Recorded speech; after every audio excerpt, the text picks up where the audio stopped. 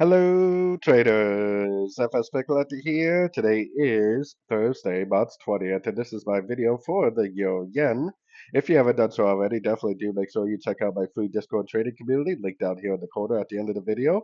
Also, don't forget to check out my website, fxpipcollector.com, if you'd like to gain access to all the benefits listed below and more. And don't forget to check out my YouTube live stream that I do every weekday evening at 6 p.m. GMT time.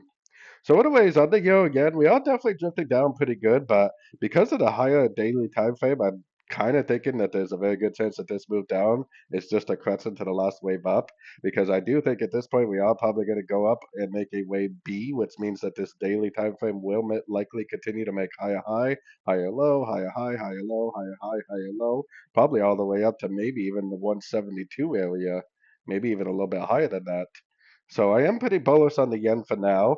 So as of right now, what I have is I have my Fibonacci retracement on the last move down. If we do get a good Fibonacci bounce, I wouldn't go long just because we're at a fib level. I would have to see, like that double bottom breaker starts to look, someplace between the 1 hour, maybe 30-minute time frame, 15-minute time frame. If I do see this picture right here, then I definitely would take it as a long. And even if it does end up going down and breaking the lows, there is a chance that it's just an expanding ABC correction. So if it does go down to the 123, 138, and then break up, that would also be a long for me. Which is why I'm not just going to go long for no reason at a fib level. I'm not just going to go long because we're at the 78%.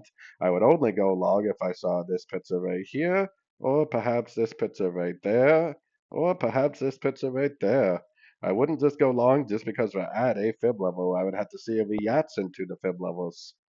So definitely keep an eye on your fib levels, keep an eye on structure, and hopefully you'll be trading in the right direction.